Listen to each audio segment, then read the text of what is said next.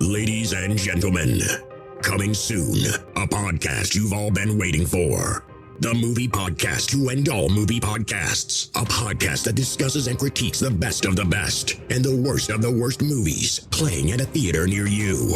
With a host whose opinions have been deemed as fact by your favorite fact checkers. And that's a fact.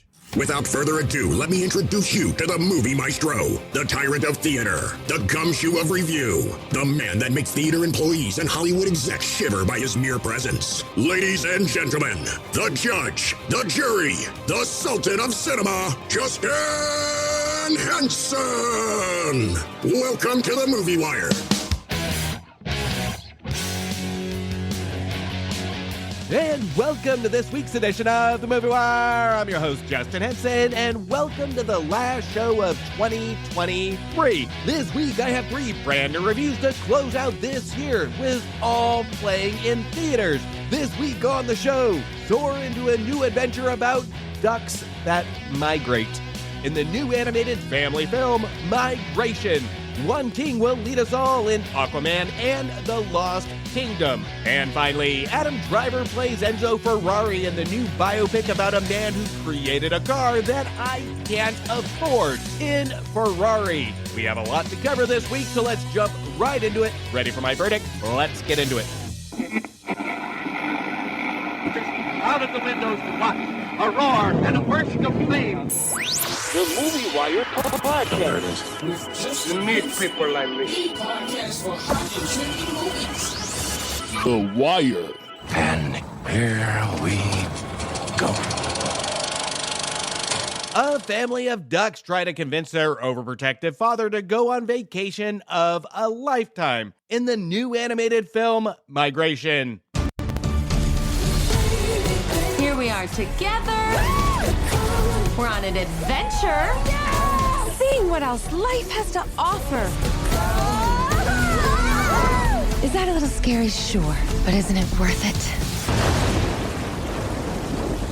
We're not gonna make it, are we? Uncle Dan! What is this place? We are completely lost. Was your mother... That is not your mother. We're trying to get to Jamaica. Don't worry, Chump's gotcha. So listen, Chump. What? Did you just call me? Sorry, I thought your name was Chump. Yeah, Chump. Yeah, that's my name. What? Right. So listen, Chump. What did you just call me? I'm sorry. Is everyone else hearing Chump? What?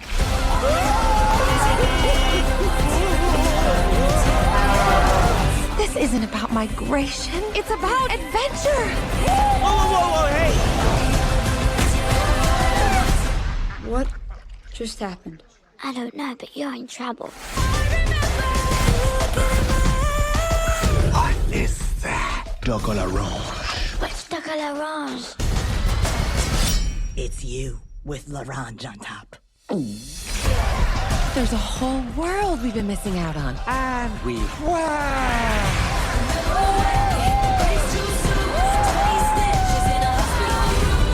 When danger strikes, you do not run from it. Reload!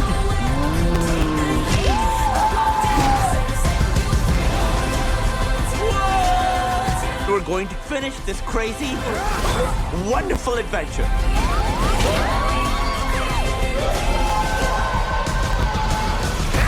You're so adorable.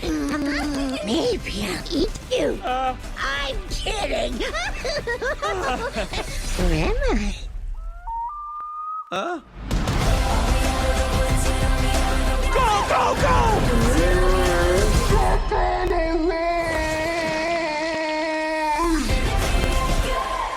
The Boy and the Heron, Chicken Run, Dawn of the Nugget, and now Migration, a film about a family of ducks migrating. It seems like the last few weeks there has been a plethora of animated movies about birds. Is there a studio research group that says, hey, this year birds are huge, let's tap into this? Am I so out of touch that I missed the memo that animated birds are a thing this holiday season? What is it about this flood of animated movies that are flocking into theaters about birds? Whether this is intentional or coincidental, here is another movie about birds from Illumination Entertainment, with the voice talents of Isabella Merced, Elizabeth Banks, Keegan-Michael Kay, Danny DeVito, Carol Kane, and of course, how can we have an animated movie recently without the voice talents of Awkwafina? Here is a movie with not even a 90-minute runtime, and even with the hour and 23-minute runtime, this movie made me want to migrate into a different movie. This was the longest 83 minutes I have sat through in a long time. Have you ever wondered how entertaining a movie about ducks migrating could be? I can't say that thought has ever entered my mind. But at least I know the answer, which is not entertaining at all. For a movie about ducks migrating is as entertaining as it sounds. Even worse, it's just as generic as they come, with nothing that makes sense. We have a family of ducks that decide to migrate to Jamaica for the trip of their lives. We have a couple of elements of peril and danger for our duck family. We have a villain that wants to capture ducks and birds for his restaurant menu that seems to show up in the most convenient times to run into our duck family. We have poop and fart jokes, and finally we have Awkwafina playing yet another character that doesn't match her unique voice. And I get it, Awkwafina has a very unique voice, but for the love of God, can some casting directors actually look at the fucking character design and utilize Awkwafina's voice for a character that suits her? I don't mind Awkwafina, but I do mind the mere fact that it never does seem like the right character for her. All of her animated characters come across as they're generically written, and they are just banking on Awkwafina's unique voice talents. This is what really irritates me about Migration,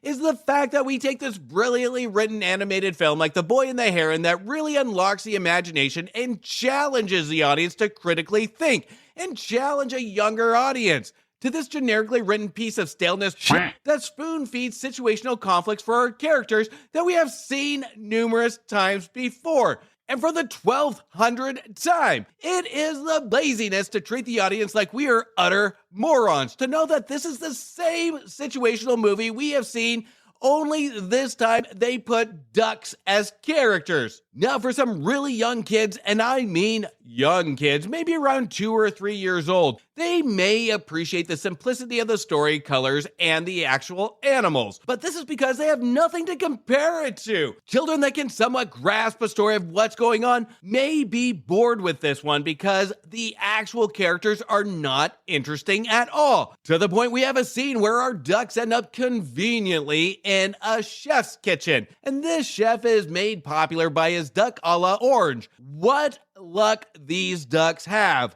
When we see the final dish of duck a la orange, I found the cooked duck more interesting to look at than our actual characters. When we get a cut back to our duck characters, I found myself begging to show me the cooked duck again.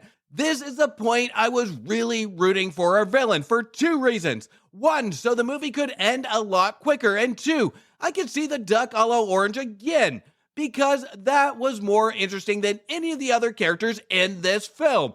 A cooked duck that doesn't speak. Migration was written by Mike White, and one of the directors, Benjamin Renner, with Gylo Holmesy also in the director's seat. Renner is a surprise to me with this project since he directed the very good 2012 Ernest and Cellenstein, but not so shocking by other writer Mike White, who wrote one of the worst animated pictures of this decade, 2017's The Emoji Movie. There is not a lot of successful animated features under these writers' belts, so I'm sure this project by Illumination was a win for them to land, but it crashes and burns. I will give a little credit to Renner, is that he does have a couple of well-directed scenes that do stand out when it comes to flying scenes. There's some beauty to the animation as well, but Migration gets way too overconfident in its character and voice talents to really spend a lot of time focusing on the mere beauty of the environment. There are so many moments in Migration I wish the movie would have just slowed down so I could take in the scenery like bird watching. But again, this movie's attempting to inject visual sugar into our kids by fast talking, fast editing, and in an attempt at quick jokes that just don't land. When it comes to Migration, I didn't give a flying duck what happens to this family.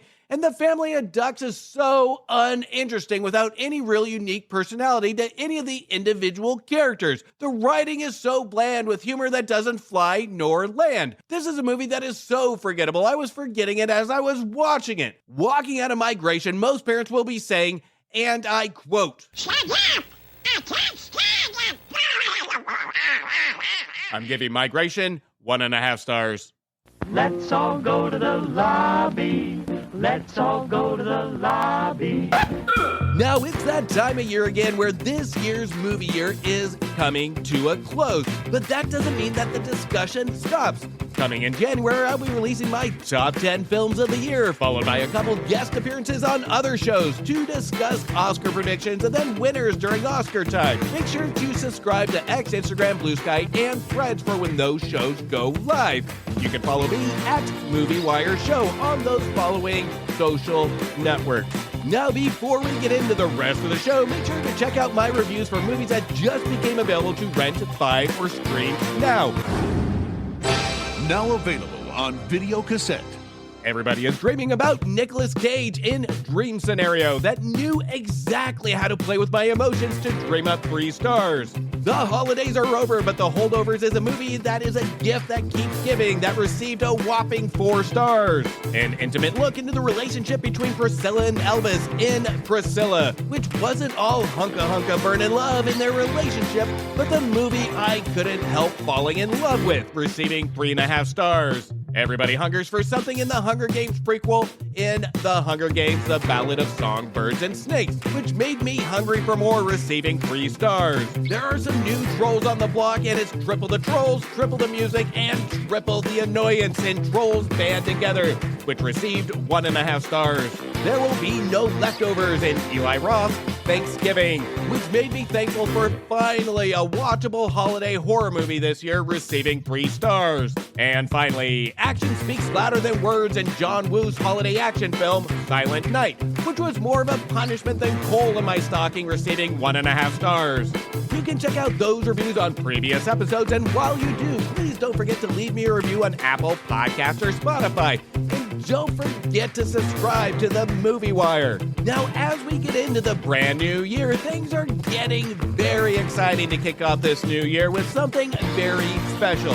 We are just a few days away from the release of the Cult-Worthy Cinema Podcast and the Movie Wire's crossover's new show entitled Back to the Balcony, where each week we pick a movie to cover and not only have a Cult and Wire conversation, but we also discuss and critique the opinions from 2 of the most iconic movie critics of our time, Siskel and Ebert. 1 show, 1 movie, 4 opinions. This is a show you don't want to miss. Make sure to follow the Cult-Worthy Cinema Podcast and my socials to find out news and updates on the release and future episodes. The links to our socials will be in the description of this episode. Back to the Balcony will premiere January 2nd on all respected podcast platforms and YouTube. Don't forget to subscribe, follow, and review. This is a show you don't want to miss. Let's hear from a sneak peek of Back to the Balcony now. Gene Siskel and Roger Ebert, 2 titans of cinematic review. Sometimes right, sometimes wrong, but always captivating. Your hosts Antonio of the Cult-Worthy Cinema Podcast and Justin Henson of the Movie Wire are here to take you back to the balcony. I really don't do reviews, but for me it's more about like, hey everyone, these films exist. When we go into Siskel and Ebert, we're not always going to agree with Siskel and Ebert, but, there's some aspects we may. And I think with each episode we're going to understand these guys a lot more than we think we have in all the decades that we've been reading their stuff. The Balcony debuts Tuesday, January 2nd on YouTube and your favorite podcasting platform. Join us. Found a little excited, Gene. Found less excited, Roger. January 2nd, the Cult-Worthy Cinema Podcast and the Movie Wire will see you back to the balcony. Having failed to defeat Aquaman the first time, Black Manta, still driven by the need to avenge his father's death, will stop at nothing to take Aquaman down once and for all. This time, Black Manta is more formidable than ever before, which unleashes an ancient and powerful force. To defeat him, Aquaman will turn to his imprisoned brother, the former king of Atlantis, to forge an unlikely alliance. Together, they must set aside their differences in order to protect their kingdom and save Aquaman's family and the world from irreversible destruction in Aquaman and the Lost Kingdom. 4 years ago, I was basically unemployed. A wanderer with no home. But now, I'm a husband and a father. And I wouldn't have it any other way. I don't know how you did it, Pops. My job was a little less stressful than yours.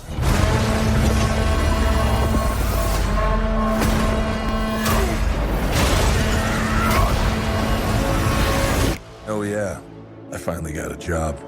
I'm the king of Atlantis. 500 million people from every known species in the sea call this place home. But that doesn't mean they all like me. I'm gonna kill Aquaman and destroy everything he holds dear. I'm gonna murder his family and burn his kingdom to ash. He must be stopped, or a global meltdown is imminent. I think I know someone that might be able to help us. Ooh, you look rough. Good job, little brother. High five. Do not call me brother. I cannot believe you let this happen. Yeah, well, I hate this job. True king builds bridges, right?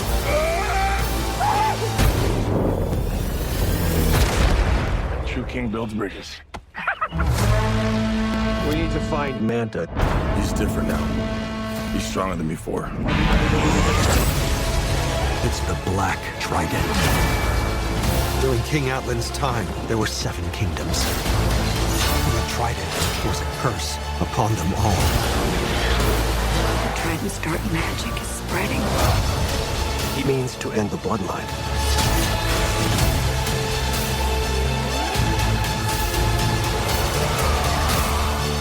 I don't know what lies ahead, but we can't leave our children a world without hope.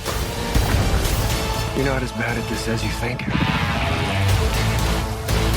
If you lead, the 7 kingdoms will follow.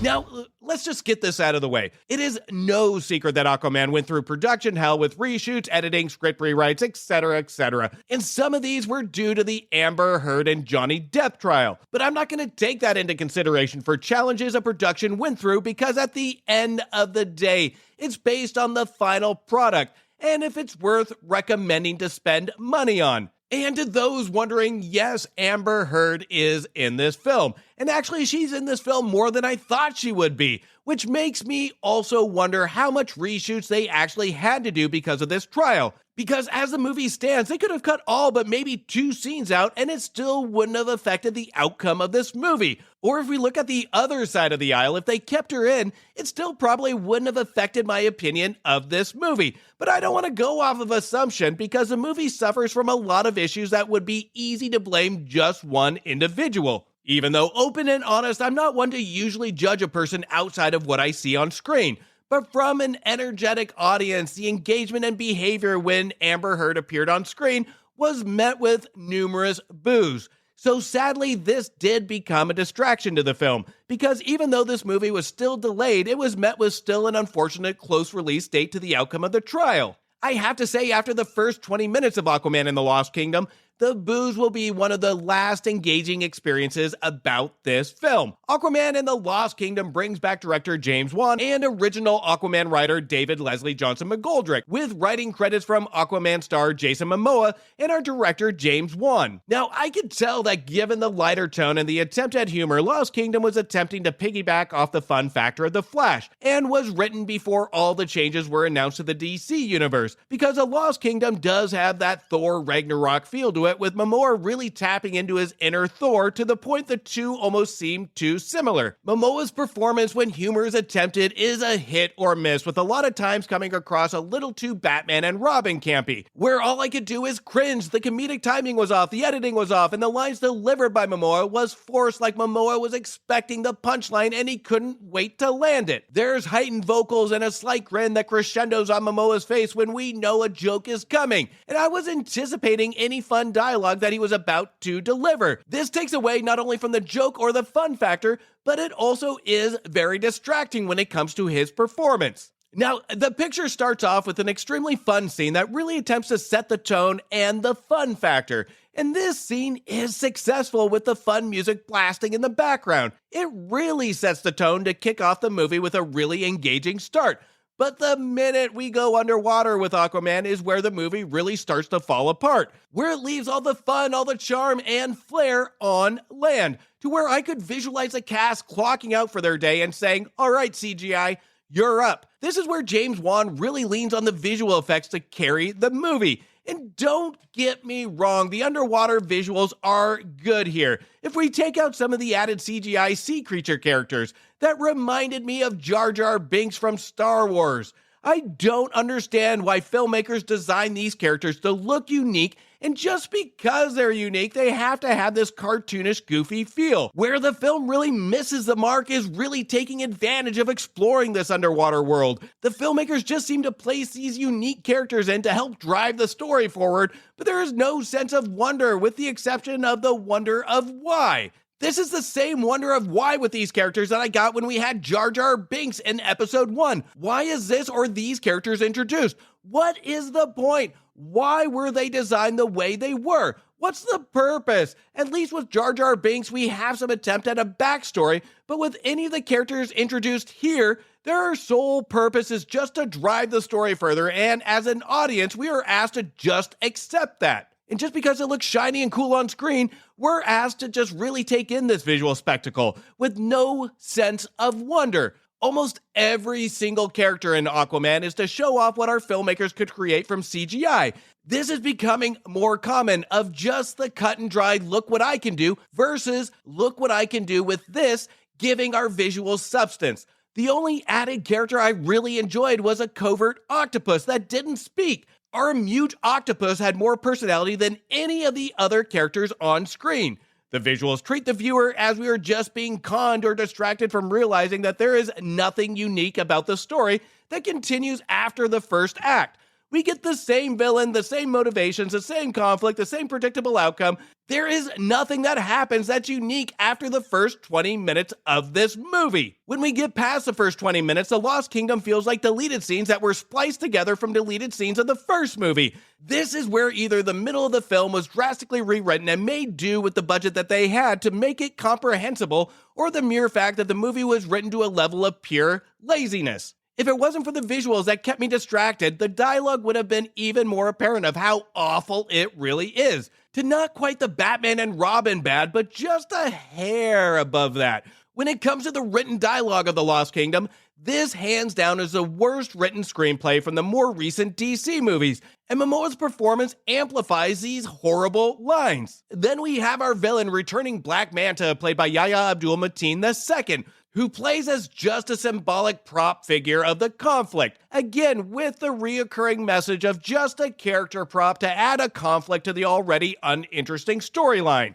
There wasn't a single moment that I felt our villain a threat, and he doesn't get enough screen time for me to really care about his motivations. But in fairness, there are moments in this film that are beautifully shot and have some moments of beauty or cool moments that will make you want to pick up your bucket of over-buttered popcorn and have some fun with it. But these moments are few and far between. If you can accept the mere campiness of the story and performances and just give in to the challenges of this nightmare production, and you're more accepting than me, you might have a good time with this movie. The climax is satisfying with some energy and emotion that brought me back to the first 20 minutes of the film. It's one of two scenes of the movie that actually did make me feel engaged into what I was watching. For some select DC fans, with this being one of the last DC films of these filmmakers, some might feel a little cheated. But looking inward as an individual movie when it comes to emotion, visuals, and action, to me, even though not a great movie, not a good movie, it was an okay movie, and it was just satisfying. Especially since I haven't been a fan of the previous DC movies, with the exception of Man of Steel and The Flash. Aquaman and the Lost Kingdom does have some small entertainment value for those looking just to kill some time, with some familiar characters, and it does have some beautiful shots, but the movie plays like filmmakers learning to swim for the first time, and our casts are just treading water until the credits roll. Aquaman and the Lost Kingdom should have just remained lost because now that I've seen it, I'm gonna forget about it anyway. The script gives me the nauseated feeling of smelling dead fish, the performances sink like the Titanic, and with how unbalanced the movie feels, it feels like it's almost lost at sea. I'm giving Aquaman and the Lost Kingdom 2 stars.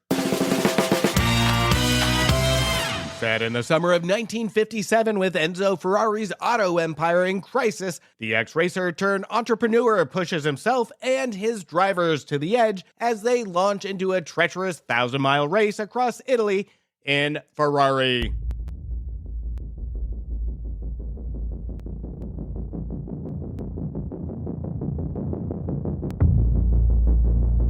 Two objects cannot occupy the same point in space.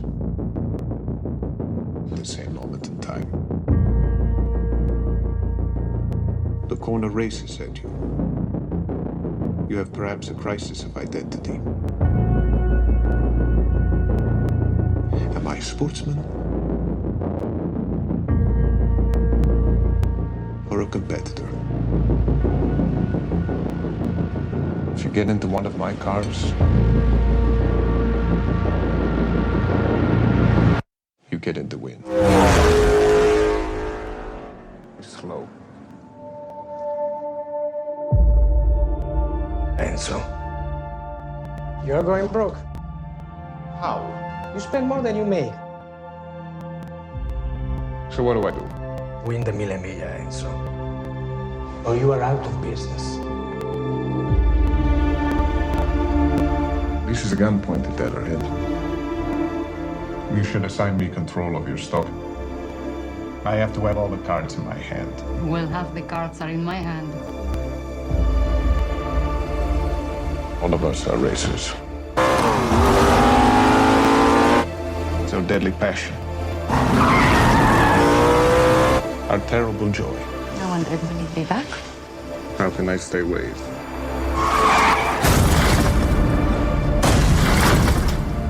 If Italy is looking for a scapegoat, then here I am. You were supposed to save him! You promised me he wouldn't die! The father deluded himself!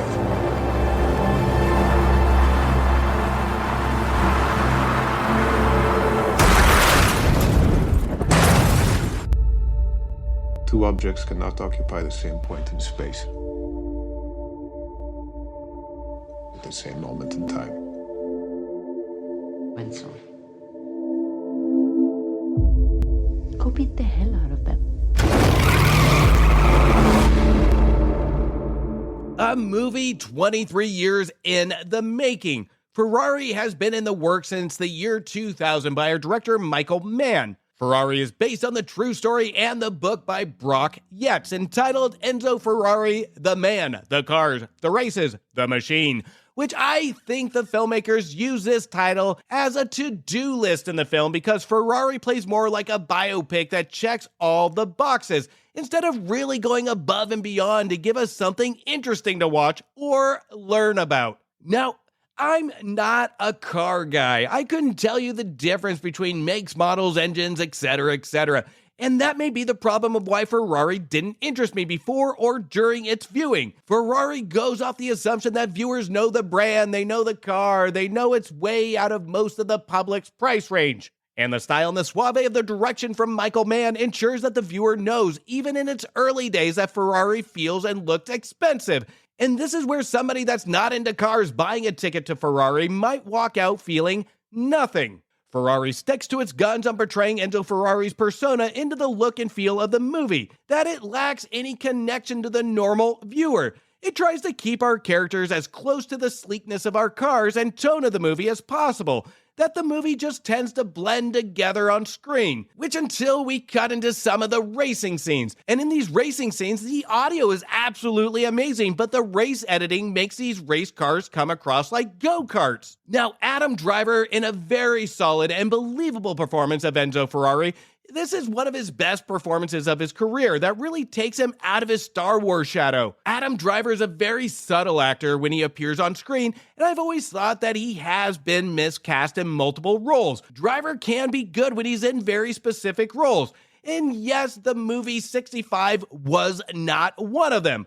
But here, this is a biopic that after watching Driver, I would have a hard time picturing anybody else playing Enzo Ferrari. The only setback is at times of conflict or crisis, Driver does have a hard time snapping out of his subtle performance to give the viewer a little bit more passion and energy put into those scenes. Just like how the feel of the movie goes on, in times we need more emotion. He kind of just blends into the scenes, not knowing how to pop out with his performance. These scenes that I'm referring to, these scenes are few compared to the rest of the movie where his performance does work with his acting style. Driver needs to continue to take these roles to challenge himself and grow his range as an actor, even though they may not work some of the time. But for Ferrari, this is a good start of a true challenge to grow his acting style. The biggest setback to Driver's performance is going to be his interpretation of the written material. He really does stay in his lane, and this is where we run into that problem that everything on screen kind of just blends together. Nothing really stands out.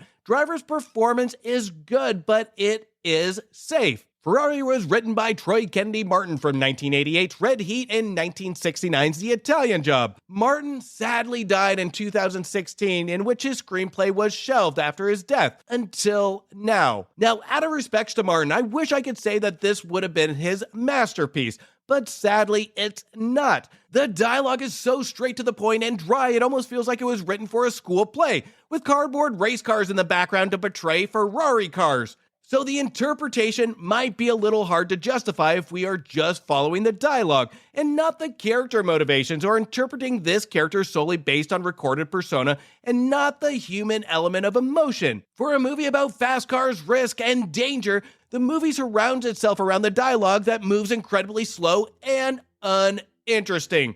The movie acts as a complete contradiction to itself, and this is another element that had me completely disengaged. Our characters slowly move from scene to scene. There's a lame car race thrown in to kind of wake the viewer up with loud engine sounds. And I shouldn't say all the race scenes are lame, because there was one car race that did make my eyes bug out of my head. But I have to say Ferrari was making my eyes heavy from utter boredom. It was like listening to a history professor lecture at 6 a.m. without coffee. The only time I would snap out of this trance is when we see Ferrari's wife, Laura, played by the lovely Penelope Cruz. This is a role that she just owns, and she makes it her own. It is one of the only powerhouses of the film. Cruz's performance overshadows any other cast member in the movie, and is the only one that actually adds any sort of true emotion to her character. Ferrari is filled with a lot of conflict, from a failing business to a failing marriage to affairs to death. These conflicts flow naturally without any forced unrealistic transitions, but that doesn't mean I cared, because the missing element was having our entire cast on board. Penelope Cruz can't handle all the emotion for all of the characters. She needed more from the rest of the cast. It's a standout performance by Cruz, but the rest of the cast doesn't really give her much to work with. Our Last of the Mohicans and Heat director Michael Mann took me a little bit by surprise that he nails the tone and the look, but this seems to be where he stays when it comes to his comfort zone. Mann angles his direction without many risks and goes for style over substance. By the time the credits rolled, I felt I didn't learn much except the same issue I had with my recent review of Maestro, is that we spend more time looking at the dirty laundry of our main focal point of the person of Ferrari, but we don't go beyond that. The only difference between Maestro and Ferrari is that Maestro at least had some better written material, but they both suffer from the same issue. We don't take anything of knowledge away except for dirty laundry. And I still don't feel like I learned a lot about the car, nor the man Ferrari, nor the company. If that was the intent, that's fine. But at least have our characters with dirty laundry do or say something interesting. Ferrari, just like their cars, they get the style and the look right, but it's overpriced and they forgot to put in the engine to really make this movie run. I'm giving Ferrari 2.5 stars. And that's a cut on this week's edition of The Movie Wire. I want to thank you for listening and thank you for your support. You can also show support by following me on Instagram, Blue Sky, X, Thread, Facebook, TikTok, YouTube, and Letterboxd at Movie Wire Show. And please don't forget to leave a review on Apple Podcasts or Spotify. And make sure you check out Back to the Balcony January 2nd. I hope everyone has a happy and safe new year, and I look forward to bringing in reviews for 2024. Until then, do me a favor. Make sure you stay for after the credits to show the respect to those that put their blood, sweat, and tears into making a feature film, and support your local movie theaters. A verdict has been made on this episode of The Movie Wire by your host, Justin Henson. He thanks you for listening to the show. You can follow Justin on Instagram and Twitter at Movie Wire Show, or visit his website, www.themoviewire.com. Oh, and don't forget to leave a review on Apple Podcasts and Spotify. I'm sure he'd love to hear from you. Until next time, we will see you at the movies. Thank you for bringing me to the movies.